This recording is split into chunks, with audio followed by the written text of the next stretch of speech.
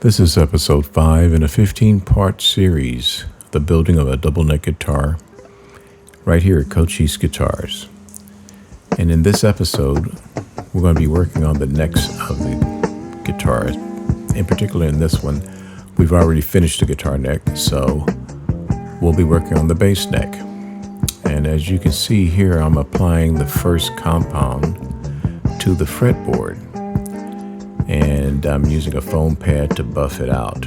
And the reason for that is this rosewood had a little inconsistency, some open grain, a couple of bumpy areas. And what I want to try to do is to improve the playability of the fretboard by having a more consistent surface.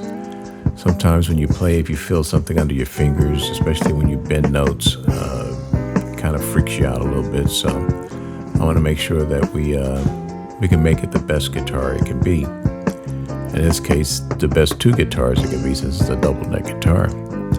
Right here, I'm putting the final finish polish on it.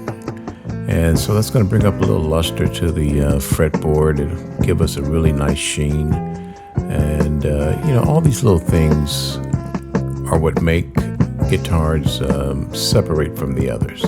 Sometimes you'll see some, lower level guitars from big manufacturers, and none of this work has been done to it, and it's just a shame because they could be much better instruments if they would just take a little time. Well, actually take a lot of time, because what you're watching here is sped up 800 times my normal the speed of the video. So yeah, it's about an hour and a half of work in this video that I compressed down to about 4.5 minutes. Right here, I'm working on the clear coat finish to the paint job on the headstock by first sanding the finish with 1000, 1200, 1500, 2000, 2500, and 3000 grit sandpaper.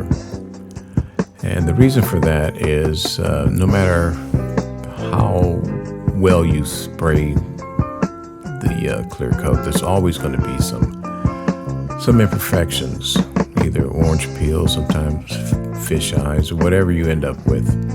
And if you do not level that surface and sand it back until it's very, very flat and very consistent, when you polish out the clear coat, it's going to magnify those errors and it's going to look crazy, and you're not going to be happy with the results.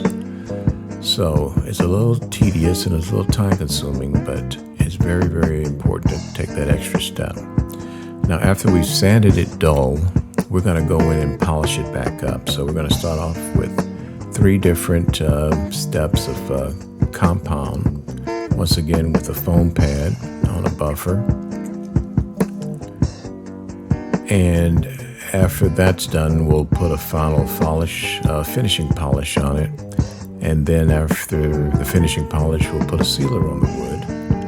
And at that point, it's ready. And the finish will be up to a high luster gloss finish that we have all of the beautiful colors of the iridescent black paint job that's actually on this guitar. I'll show themselves, and it'll be very, very interesting to see how it refracts the light as the guitar moves and the light hits it at different angles. It changes colors, and it's a very, very cool paint job. One of my favorites, as a matter of fact. So right here you can see I'm buffing the polish in on the front and the back of the headstock. And now that that's done, the only other step that we have to do to finish this job is to apply the sealer. So if you ever wonder why guitars are more expensive, especially American-made guitars, this is the reason why. There's hours of work that have to be done mostly by hand. Like, you can have the CNC machine cut the wood, you can have a lot of things done, but some of this work just comes down to techniques that have been learned over time, and you have to be able to master your techniques if you want to be able to have the product that people want to buy and people want to own for a lifetime. So as you can see here, We're buffing off the sealer, and now it's nice and shiny, and episode 5 is over. Make sure you stick around for episode 6, because we'll reveal a lot more about the building of this double neck right here at Coach East Guitars.